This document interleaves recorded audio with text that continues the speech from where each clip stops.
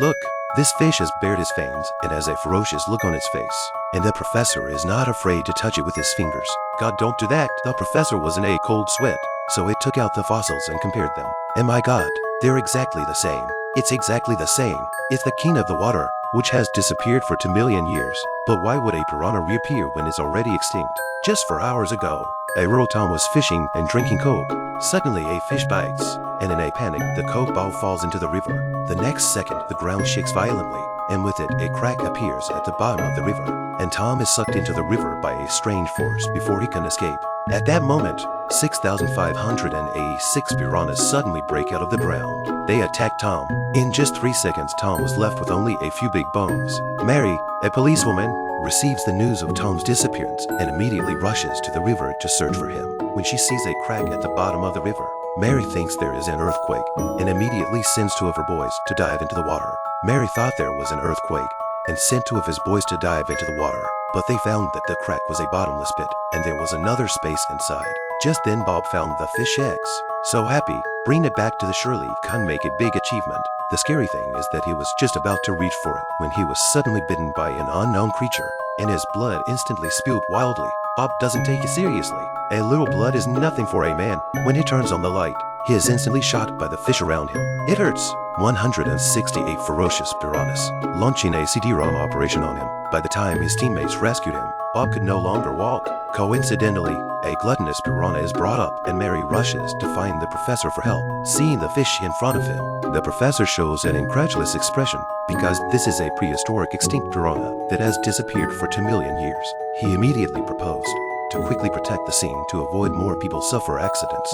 But Mary did not think so and had to eat lunch before going to evacuate the crowd. Just then a little girl came to the river to play in the mud and accidentally stepped on a glass shard. It hurt so much.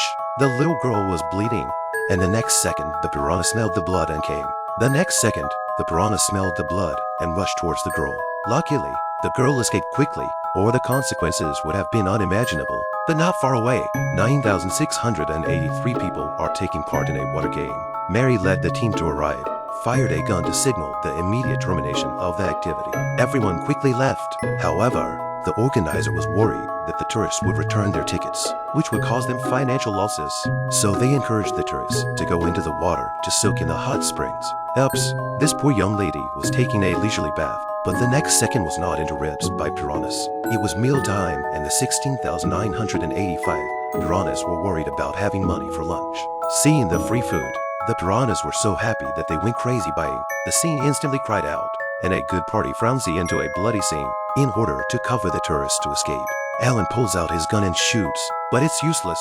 Seeing that the bullets are gone, Alan picks up a cutting machine and fights back against the piranhas, instantly killing 666 piranhas. But he is outnumbered, and Alan soon runs out of strength. He was eventually eaten by the piranhas for lunch, and most of the tourists took this opportunity to escape to the yacht. Just then, Mary's cell phone suddenly rings, and it's his son Glenn calling. It turns out that Glenn's girlfriend, Anna, is surrounded by piranhas, and her life is in danger. Hearing that his son is in danger, Mary instantly panics, seeing that the cruise ship is about to sink. Anna tries to escape through the skylight. Suddenly, a piranha jumped out of the water and attacked Anna, making her scream. At the critical moment, Mary arrives with Lamb. Mary could only use the rope to climb over the reef as it blocked the way. After calming down the crowd, Mary prepares to take them to escape, and the 4 of them climb the rope carefully.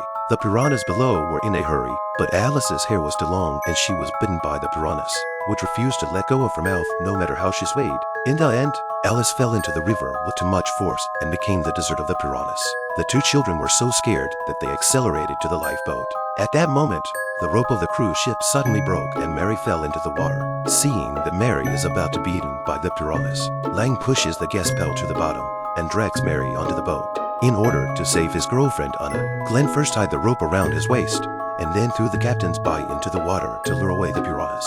And he himself took the opportunity to dive into the water and unscrew the switch. After finding his girlfriend, he tells Lang over the intercom to yank himself out in 10 seconds. But at the critical moment, Lang's kayak suddenly fails to fire. But Glenn in the water is oblivious and turns on the flare on time.